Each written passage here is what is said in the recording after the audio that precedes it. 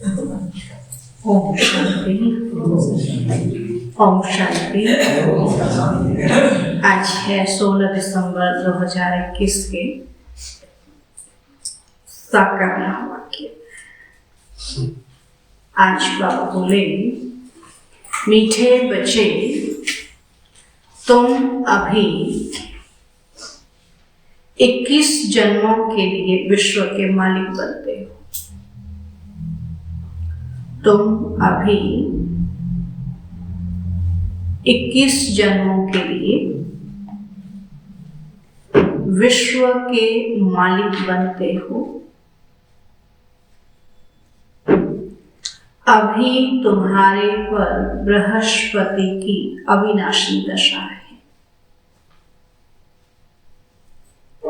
अभी तुम्हारे पर बृहस्पति की अविनाशी दशा है। प्रश्न है, सच्चे सेवाधारी बच्चों की बुद्धि में, सच्चे सेवाधारी बच्चों की बुद्धि में कौन सी बात सदैव याद रहती है? कौन सी बात सदैव याद रहती है? उत्तर है, धन दिए धन न खुटे। धन दिए धन न खुटे, वह सदैव दान करते ही रहते हैं। ज्ञान का दान बाबा कहते, जितना देंगे उतना बढ़ता है। वह सदैव दान करते ही रहते हैं। उनकी बुद्धि में रहता है कि हम अपना ही कल्याण करते हैं।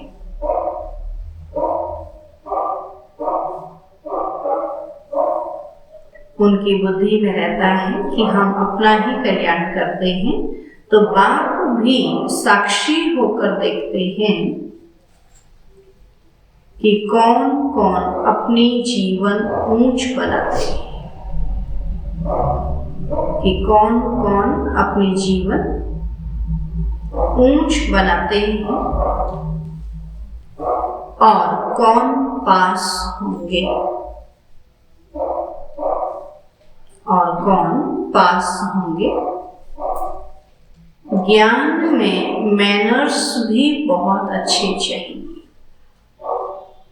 ज्ञान में मैनर्स भी बहुत अच्छे चाहिए।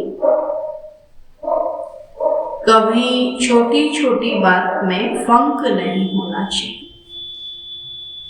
कभी छोटी छोटी बात में फंक नहीं होना चाहिए। हैरान हो जाते हैं, क्या होगा, कहते तो सब चलता है।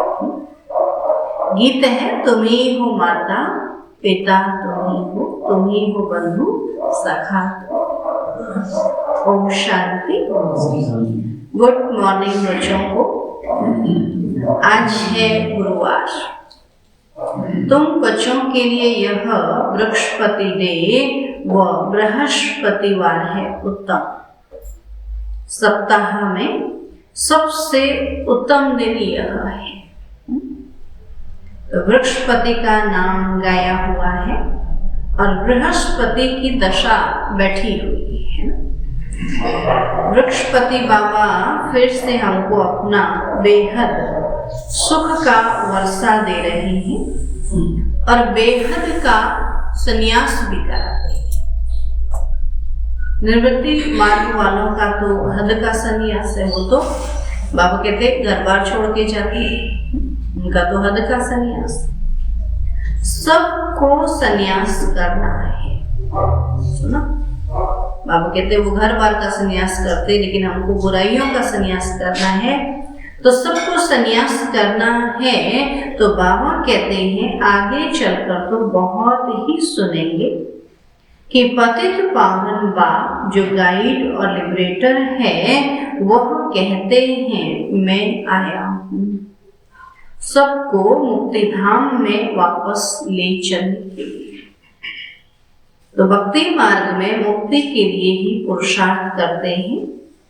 तो भक्ति में कितना समय रहना पड़ता है? जो भक्ति के बाद भक्ति का फल मिले है, 63 जन्म भक्ति करते तब अभी फल मिलता है। तो यह तुम्हारे सिवाय कोई नहीं जानते ही, तुम बच्चे जानते कि पूरे 2500 वर्ष लगते हैं। 2500 वर्ष भक्ति की तब भगवान मिले। तो यह भी ड्रामा में नूद है, यह बना बनाया खेल है। हर एक अपना अपना पार्ट बजाते रहते हैं। तो तुम भी कल्प कल्प यही पार्ट बजाते हो, तो कितनी खुशी की बात है। बाबा कहते कल्प कल्प अपना पार्ट बजा रहे, तो कितनी खुशी की बात है। हमारे ऊपर बृहस्पति की दशा बैठी हुई, स्वयं भगवान बाप हमारे को देख रहा है, उसकी दशा बैठी है। हम 21 जन्मों के लिए स्वर्ग के मालिक बनते हैं, तो अब हमारी चढ़ती कला है। नरक मुर्दाबाद, स्वर्ग जिंदाबाद होना है। तो सुख दुख का खेल भी तुम बच्चों के लिए है। तो बाबा कहते हैं यह आदि सनातन देवी देवता धर्म बहुत सुख देने वाला है, और वह है ही नई दुनिया। वहां खानियां भी नई होंगी, और जो कुछ वहां पैदाइश होती है सब कुछ नया बनेगा। बाप कहते हैं यहाँ कुछ भी पुराना वहां नहीं चलेगा, वहां सब नया होगा। पुरानी चीज हो जाने से वह सार नहीं रहता है। बाबा कहते तो अब दुनिया में भी कोई सार नहीं है। दुखी दुख है कोई, बाबा कहते सुख का सार नहीं। बाप को कहते हैं सर्वशक्तिवान, तो क्या शक्ति दिखलाते हैं? बाबा सर्वशक्तिवान है, तो इस पतित दुनिया को, पुरानी दुनिया को बाबा कहते नहीं, स्वर्ग सत्य की दुनिया बना देते हैं। तो बाबा कहते वो क्या शक्ति दिखलाते हैं, वो तो तुम बच्चे ही जानते हो। ये पतित पावन सदगति दाता लिबरेटर बाप आकर तुमको इतनी शक्ति देते हैं। अनेक धर्मों का विनाश कराए, एक धर्म एक राज्य की स्थापना करना, क्या यह शक्ति का काम नहीं है? यह ऊंच कार्य तुम बच्चों द्वारा करवाते हैं। उसके लिए बाबा कहते इतना शक्ति लेनी भी तो पड़े बाबा से। तो तुमको कितनी शक्ति मिलेगी जो कि तुम्हारे सब पाप कट जाएंगे और तुम पुण्यात्मा बन जाएंगे। अब जितनी जो मेहनत करेगा उतना ऊंच पद पाएगा। फिर भी स्वर्ग के लायक तो बन ही जाएंगे। आगे मेहनत करेंगे, उच्च पद पाएंगे, स्वर्ग में तो जाएंगे। अब बाबा कहते पहले न्यू वर्ल्ड थी और अब है ओल्ड वर्ल्ड। सतयुग नई दुनिया और कलयुग पुरानी दुनिया। तो यह भी समझते ही नहीं है, बिल्कुल ब्लाइंड फेथ है। वो तो क्या समझते, वहां तो इतने साधन ही नहीं थे, इतनी चीजें नहीं थी, ये नई दुनिया तो ये है समझते हैं। बाबा कहते एकदम अंधश्रद्धा है। अब तुम बच्चे जानते हो पहले हम बुद्धिहीन थे, तो गाया भी हुआ है अंधे की औलाद अंधे। हमसे पहले वाले भी कुछ नहीं जानते थे, हम भी कुछ नहीं जानते, वो भी अंधे थे, हम भी अंधे, इसलिए कहते अंधे की औलाद अंधे। सब भगवान को ढूंढते ही रहते हैं, ठोकरें खाते रहते हैं, मिलता कुछ भी नहीं है। केवल नशा चढ़ता कि हम यहाँ गए थे, हम वहां गए थे, बोला मिला क्या, वो नहीं बताते क्या मिला। केवल बाबा कहते ठोकरें खाते रहते हैं, मिलता कुछ भी नहीं है, बहुत मेहनत करते हैं। कोई तो बेचारे प्राण भी त्याग देते हैं, देवताओं को राजी करने के लिए बलि भी चढ़ते हैं, उनको फिर महाप्रसाद समझते। बलि चढ़ना नहीं, आजकल तो क्या करते हैं, बलि चढ़ते हैं तो उसको जो बलि चढ़ा है इसको प्रसाद समझते हैं। अब गौ हत्या के लिए अनाउंस करते हैं कि गौ हत्या पाप है, कहते हैं, समझते हैं गौ माता है, दूध देती है। बाबा कहते हैं ऐसे तो बकरियां भी दूध देती नहीं, इतना डेंगू हुआ तो क्या चाहिए था, बकरी तो मार मार के खा जाते, फिर दूध कहाँ से मिलता। तब बाबा कहते कि बकरी भी तो दूध देती है, उनकी रक्षा क्यों नहीं करते। तो कहते हैं कृष्ण का गौ के साथ प्यार था, जानवर तो जानवर है। अब ऐसी बात नहीं है तो बाप समझाते हैं कि तुम तो सतयुग के प्रिंस प्रिंसेस थे, फिर 84 जन्म लेकर तुम प्रधान बने हो, और अभी फिर पुरुषार्थ कर सतो प्रधान प्रिंस प्रिंसेस बनना है, तो यह है ही डबल ताजधारी प्रिंस प्रिंसेस बनने की पाठशाला। भल गीता पाठशालाएं तो बहुत है दुनिया में, जो गीता पाठी है बाबू के तो बहुत, परंतु वहां यह नहीं सुनाते, जो बाबा सुनाते वो वहां नहीं सुनाते कि तुम स्वर्ग में प्रिंस प्रिंसेस कृष्ण जैसे बनेंगे, ऐसे कोई गीता पाठी बताते हैं क्या। यहाँ तो बाप बतलाते हैं। तो यह इम्तिहान है ही प्रिंस प्रिंसेस बनने का, उनमें भी बहुत नंबर है। 16,108 की माला गाई जाती है और सिर्फ 108 थोड़े ही हो, अभी तो अनगिनत मनुष्य हैं और वह कम तो होने ही है। सुना क्या कहता बाबा, जैसे वो जानवरों के लिए कहते ना बैलेंस कैसे बना इसलिए खाते हैं, वैसे बाबा के इतने अनगिनत मनुष्य, इनका भी तो बाबा क्या करेगा, बैलेंस बनाएगा। बाबा के जितने अनगिनत मनुष्य हैं ना वो कम तो होने ही हैं। तो तुम कोई कोई बातें अखबार में भी डाल सकते हो। ये जो गौ हत्या के लिए भूख हड़ताल आदि कर रहे हैं, ये कल पहले भी किया था, नथिंग, जो भी बातें हो रही वो सब कल पहले भी हुई। तो इस समय परमात्मा को पुकारते, वास्तव में याद तो आत्मा को, परमात्मा को करना था और क्या क्या काम करने में लगे पड़े कि हमको पावन दुनिया में ले चलो। अब कैसे ले चलेंगे यह तो तुम बच्चे ही जानते हो, परंतु वह दैवी गुण अभी आए नहीं है।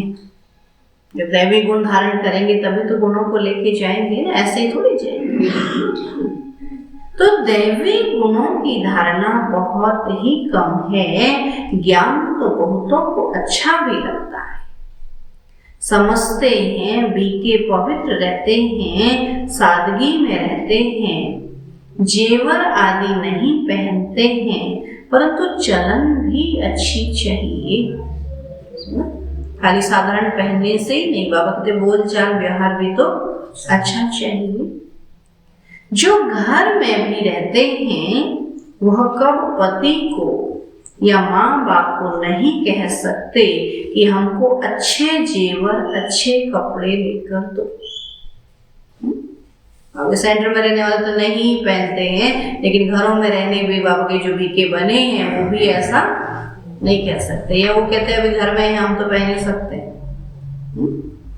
क्या कहेंगे, मानते हैं क्या कहते बाबा, आज समझ में आ रहा है पॉइंट, नहीं आ रहा है ना। बोला वो नहीं पहनेंगे, हम तो सब पहनेंगे, ऐसे कहती है कई बातें। बोला तुम्हारे लिए मना है, हमको थोड़ी बाबा ने मना किया है, हम तो कान के बनाएंगे, हम तो गले का बनाएंगे, बनाओ ये अच्छी बात, इसी में लगे रहो। बाबा ने कहा अभी तो भाग्य बनाने की बात थी ना, तन को सजाने की बात थोड़ी थी। बाबा जो घर में भी रहते हैं वो कभी पति को या माँ बाप को नहीं कह सकते कि हमको अच्छे जेवर अच्छे कपड़े लेकर दो, नहीं, क्योंकि तुम जानते हो कि अभी हम वनवाह में बैठे हैं, चाहे सेंटर में बैठे हैं चाहे घर में बैठे हैं। ऐसे नहीं कि घर में बाबा ने माताओं को बहनों को छुट्टी दे दी कि कुछ भी पहने। बाबा ने साधारण रहना है, कहीं भी रहो, बीके माना बीके, वो नियम हमारे लिए नहीं, सबके लिए, है ना। अभी कई माताएं तो कहते नहीं तुम्हारा तो अलग है, तुम ड्रेस पहन सकते, हम तो रंगीन भी पहन सकते। वो तो बाबा ने उस समय सेवा के लिए कहा, अभी थोड़ी बाबा ने छुट्टी दी। अभी तो देखो सारी दुनिया में ज्ञान इतना फैल गया, सबको पता है कि बीके को कैसे रहना है। अगर रंगीन पहनते तो फिर क्या कहते हैं, इनके अंदर ज्ञान थोड़ी है, ये तो शादी में जाके ऐसे बने थे तो इनके अंदर ज्ञान थोड़ी है, तो यहाँ आए तो यहाँ जैसे, वहां गए तो वहां जैसे, है। अब एक तरफ हम ज्ञान सुनाने बैठे, फिर वहां जाके रंगीन पहन के बैठे तो कैसा लगेगा। अब बाबा कहते कि अभी सबके लिए बाबा ने एक जैसा ज्ञान दे दिया। तो हम वनवाहा में बैठे हैं, ये पुराना शरीर, ये वस्त्र छोड़ हम विष्णुपुरी में जा रहे हैं। तो शिव बाबा हमारा पतियों का पति, गुरुओं का गुरु है, तभी तो सब उनको याद करते हैं कि हे पतित पावन आओ, और वही आकर सबको सदगति देती है। तो सिख लोग भी कहते हैं अकाल मूरत सत श्री अकाल, तो आत्मा को कभी काल नहीं खाना है। शरीर तो विनाश हो जाता है, आत्मा तो विनाश होती नहीं है। तो उस सतगुरु अकाल मूरत को याद करते हैं कि आकर हमको सदगति दो। अकाल घर में ले चलो जहां से हम आए हैं। तो तुम बच्चों को यह समझाना है कि सतगुरु अकाल मूरत वह एक ही है। फिर तुम अपने को गुरु कैसे कहलाते हो? तो बाबा समझाते हैं यह भक्ति मार्ग के अथाह गुरु हैं, और ज्ञान सागर तो एक ही बाप है। उनसे तुम नदियां निकलती हो, तो यह बातें बाबा ही समझाते हैं। तो बेहद का बाप बेहद का वर्षा देते हैं, लौकिक टीचर भी पढ़ाई का वर्षा देते हैं। अब बाबा आकर कहते हैं मामेकम याद करो तो विक्रम विनाशम। सिर पर पापों का बोझा है ना, बाप को याद करने से बुद्धि गोल्डन बनेगी। तो अभी तो सबकी बुद्धि छी छी आयरन एज है। तो मूर्ति के आगे जाकर कहते हैं हम छी छी हैं और आप वाह वाह। आज बाबा भक्ति मार्ग के बातें नहीं कहते भगवान के लिए, देवताओं के लिए कहते आप वाह वाह और हम छी छी। तो तुम ही पावन ऊंच थे, बाबा कहते वो कोई और नहीं, तुम ही थे।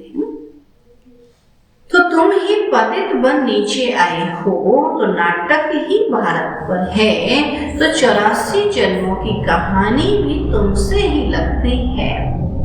जो कृष्ण की राजधानी में पहले आएंगे वही पूरे 84 जन्म लेंगे। तो यह भी किसी को मालूम नहीं है कि अब स्वर्ग कृष्णपुरी स्थापन हो रही है। तुम क्लियर कर लिख सकते हो कि हम योग बल से भारत को श्रेष्ठाचारी बना देंगे। तो बर्थ कंट्रोल के लिए इतना माथा मारते हैं, परंतु यह तो बाप का ही काम है। तो विनाश के बाद बाकी 9 लाख ही रह जाएंगे, इसमें बाप कोई खर्चा नहीं करते। बाप कहते विनाश होगा, कोई खर्चा न, कोई दुआ आदि की बात है, परंतु इस पुरानी दुनिया का विनाश होना ही है, ये तो निश्चित जान। यह है संगम, और गाया भी हुआ है कि ब्रह्मा द्वारा स्थापना तो जरूर यहाँ ही चाहिए ना। तो ब्रह्मा को बिठाया है, लोग कहते हैं दादा को क्यों बिठाया है? कोई को भी बिठाएंगे तो कहेंगे फलाने को क्यों बिठाया है ना। अभी इनकी जगह कोई दूसरा भी होगा तो भी कहेंगे क्यों बिठाया। ब्रह्मा तो बिल्कुल साधारण है, सबसे बड़ा तो ब्रह्मा ही हो सकता है। बात तो बिल्कुल सिंपल है, परंतु कितना समझाना पड़ता है कि कोई एक तो होगा ना, जैसे कोई एक तो राष्ट्रपति बनेगा ना, कोई एक तो प्रधानमंत्री बनेगा ना। अब जो बनेगा उसी के देखेंगे ये क्यों, ऐसे कोई तो ब्रह्मा बनेगा ना। अब बाबा कहते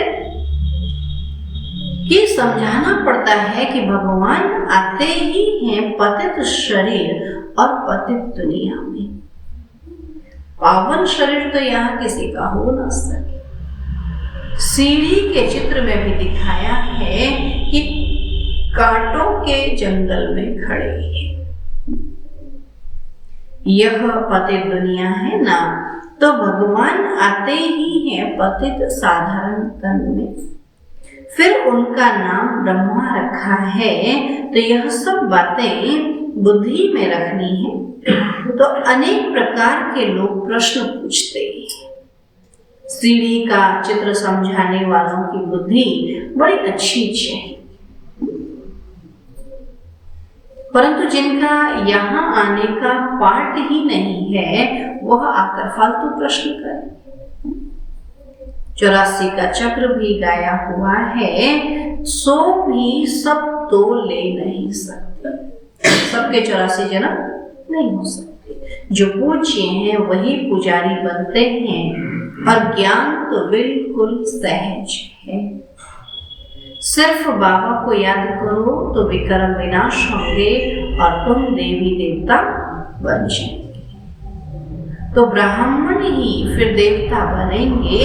तो विराट रूप का चित्र, गोला, सीढ़ी, त्रिमूर्ति, ये चित्र आपस में कनेक्शन रखते हैं। बाप कितनी समझाने की युक्ति बताते हैं। कोई तो धारणा करते हैं और कोई तो एक कान से सुन दूसरे कान से निकाल देते हैं। तो तुम बच्चों की बुद्धि में है कि हमारी किंगडम स्थापन हो रही है, पूरी राजधानी स्थापन हो रही है। राजधानी में तो सब चाहिए। तुम हो अब संगम युग पर संगम का ही गायन है कि आत्मा परमात्मा अलग रहे बहुकाल। तो हम ही पहले सतयुग में आते हैं और बाकी सब शांति धाम में होते हैं। तो पहले वही आएंगे जो कल्प पहले आए होंगे और जो अच्छी रीति पढ़ेंगे, और जो अच्छी रीति नहीं पढ़ेंगे वह पिछाड़ी में आएंगे। तो सब हिसाब किताब है। तो यह बातें सर्विस एबल बच्चों की बुद्धि में बैठेंगी। जो सेवाधारी बच्चे होंगे उनको अच्छे से समझ में आएगा। गाया भी हुआ है, धन दिए धन ना खोटे। दान नहीं करते तो गोया पढ़ते हुए। अगर ज्ञान इतना सुना है, इतना पढ़ा है, तो दिए बिना रह नहीं सकते, और नहीं देते हैं तो माना पढ़ाई। तो बाबा देखते हैं कौन भारत के रूहानी सेवाधारी हैं, जैसे कि वह अपना ही कल्याण करते। जो जितनी सेवा करेगा अपना ही कल्याण करेगा। बाप पढ़ाई भी पढ़ाते हैं, फिर साक्षी होकर देखते भी हैं कि कौन कौन कितना ऊंच जीवन बनाते हैं और कौन पास होंगे। तो तुम भी देखते हो कि सबसे ऊंच सर्विस लेवल कौन है। तो प्रदर्शनी में भी उन बच्चों को ही बुलाते हैं, और कोई तो ऐसे ही चले जाते हैं। सेवा में उन बच्चों को बुला, कोई तो ऐसे ही चले जाते हैं। जाकर देखें, अनुभव करें। तो इस ज्ञान में मैनर्स भी अच्छे चाहिए ना। सब सुनाने लगे, कुछ भी बोला तो बाबा कहते उससे डिसर्विस भी होती ना। तो वही जाए जो ज्ञान को अच्छे से सुना सके। इस ज्ञान में मैनर्स भी अच्छे चाहिए, फंक भी नहीं होना चाहिए। किसी ने कुछ कह दिया, क्या होते हैं एकदम हैरान हो जाते, बोला ऐसा मेरे को कैसे बोल दिया, फिर देह अभिमान आ जाता है ना। तो फंक भी नहीं होना चाहिए। एक छुई हुई की बूटी होती है, तुमने देखी, हाथ लगाओ मुरझा जाती है। ऐसे भी होते हैं। ज्ञान सुनाया, आपने कुछ भी कहा चला, और किसी दूसरे ने कहा तो लटरोने लगेंगे। बोले ज्ञान सुनाने के लिए फिर ऐसी हिम्मत भी तो चाहिए। आप उसको 4 बातें सुना रहे तो वो भी तो क्या करेगा, 4 बातें आपको सुनाएगा। तो उस समय फिर कम से कम हिम्मत तो रखनी है कि हम भगवान के बच्चे हैं, और भगवान के बच्चों को कुछ कह भी तो कोई फर्क नहीं पड़ता। तब बाबा कहते छुई मुई की बूटी होती है, हाथ लगाने से मुरझा जाती है। कितनी वंडरफुल बूटी है। और दूसरी है संजीव की बूटी। दूसरे को जिंदा कर देते। एक दूसरे में किसी ने कुछ कहा, मुरझा गए। एक होता है खुद भी जिए और दूसरे को भी जिंदा कर देते। कौन सी अच्छी? संजीवनी बूटी जो पहाड़ों पर होती है, तो वास्तव में बाबा आकर तुमको संजीवनी बूटी देते हैं कि मन मना भाव। बाकी शास्त्रों में तो क्या क्या लिख दिया है, तो तुम ही नंबरवार पुरुषार्थ अनुसार महावीर महावीरनिया हो, तुम भी माया पर विजय पाते हो। तुम हो इनकॉग्निटो वॉरियर्स। बड़ी से बड़ी हिंसा है काम कटारी चलाना। दूसरा नंबर है क्रोध करना, कड़वा बोलना, यह भी हिंसा है। और बच्चों को तो सदैव खुशी का पारा चढ़ा रहना चाहिए। जो बच्चे सर्विस में तत्पर हैं, उनमें भी माताओं का नाम आगे है। तो तुम हो शिव शक्ति से। गवर्नर ने भी कहा कि माताएं जो कार्य कर रही हैं ये बहुत अच्छा है, परंतु यहाँ तो यह दोनों के लिए ज्ञान है। केवल बाप कहते माताओं के लिए नहीं, आत्माओं के लिए ना। आत्मा तो सभी है ना। इस जन्म में माता, अगले जन्म में भाई बन जाए, कोई पता थोड़ी। क्योंकि दोनों के लिए ज्ञान है ना। हाँ, माताओं की मेजॉरिटी है। यह थोड़ी ही कि प्रजापिता ब्रह्मा द्वारा सिर्फ कुमारियां ही हुई, ब्रह्मा को बेटियां ही बेटियां हुई, ऐसा थोड़ी है। हाँ? कुमार भी तो है ना। जब दोनों ज्ञान लेवे तभी तो प्रवृत्ति ठीक चले ना। घरों में से तुम ही चले जाओ, हमारा भी उद्धार हो जाएगा, ऐसे कैसे हो जाएगा? जो करेगा सो पाएगा। एक करेगा दूसरा पाएगा, ऐसा थोड़ी नियम है। तो जब दोनों ज्ञान लेवे तब तो प्रवृत्ति ठीक चले। जिसके घर में बच्ची होती है तो समझते हैं लक्ष्मी आई, और जहां बच्ची नहीं होती है तो समझते हैं यह घर निभागा है। होता है ना। बाबा कहते देखो लक्ष्मी की पूजा करते हैं और स्त्री को घर का श्रृंगार माना जाता है।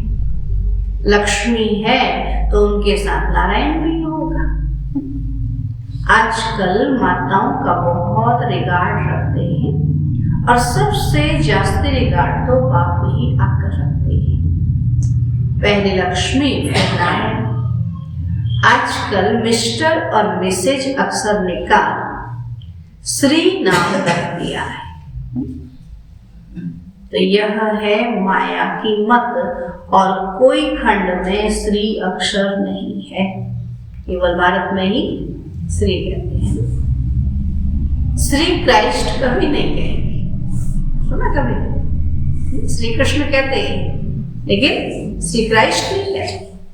श्रीमत है ही एक भगवान की, जो श्रीमत से आकर श्रेष्ठाचारी बनाते हैं। तो तुम बच्चों को बहुत पुरुषार्थ करना चाहिए, परंतु कोई देह अभिमान में आकर अपना पद भ्रष्ट कर देते हैं।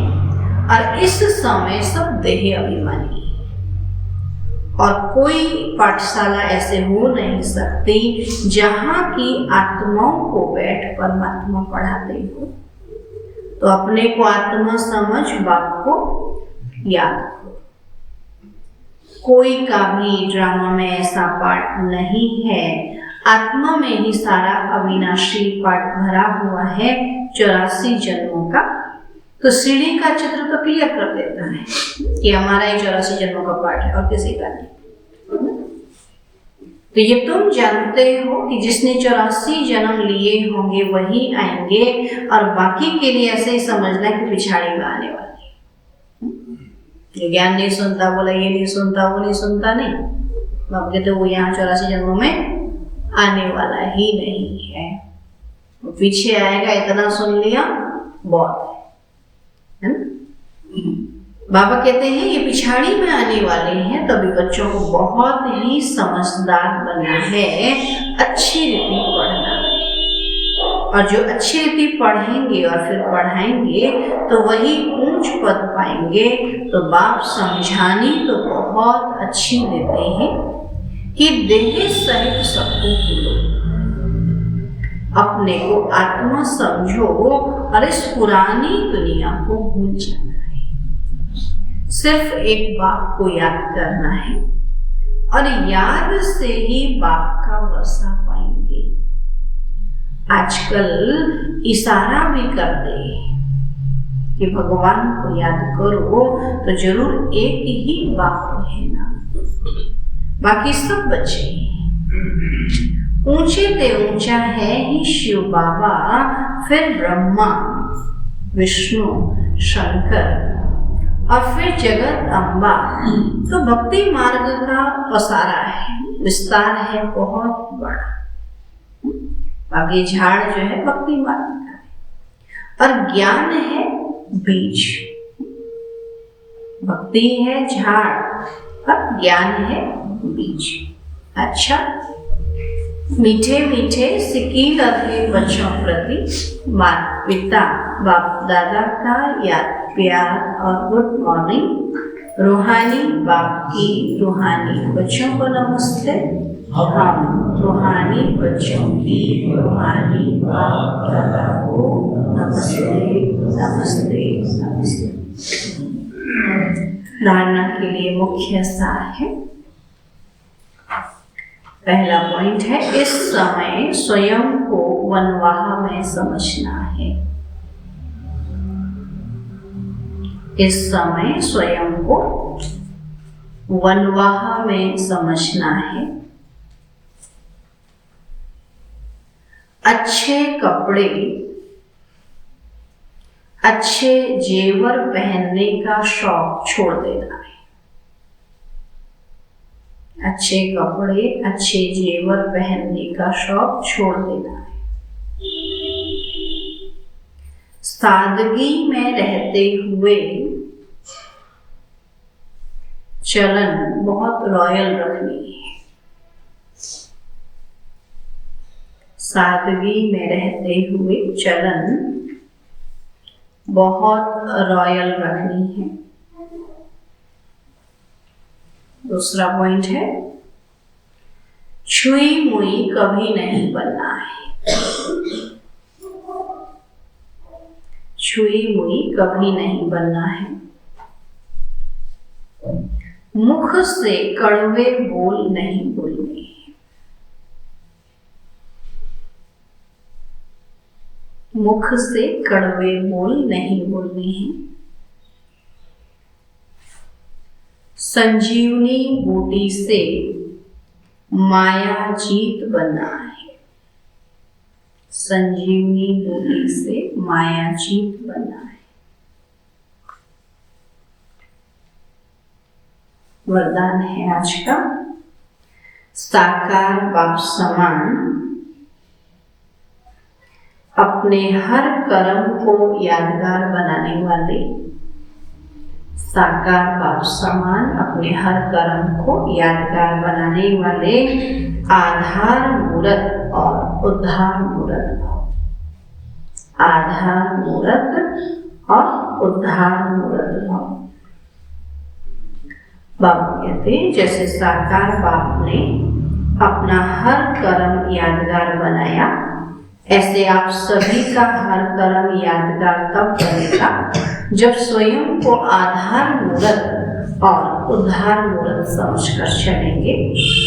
जो अपने को विश्व परिवर्तन के आधार मूरत समझते हैं, उनका हर कर्म ऊंचा होता है और वृत्ति दृष्टि में जब सर्व के कल्याण की भावना रहती है तो हर कर्म श्रेष्ठ हो जाता है। तो ऐसे श्रेष्ठ कर्म ही यादगार बनते हैं। सुना? अब कहते हैं, जब सर्व के कल्याण की भावना रहती है तो हर कर्म श्रेष्ठ रहता है। स्लोगन है, सत्यता की शक्ति को धारण करने के लिए सहनशील बनो। सत्यता की शक्ति को धारण करने के लिए सहनशील बनो। हर बात को सहन करना है। बाबा तो किसी भी बात में फंक नहीं होना है। ज्ञान सुनाना है, क्योंकि ज्ञान हमने सुना है, समझा है, तो औरों को भी बाबा का परिचय देना है। बाकी जो न सुने तो समझे, कर्म पहले वाला नहीं है। बाकी सुना करके परेशान नहीं होना है। आज गुरुवार है, बाबा को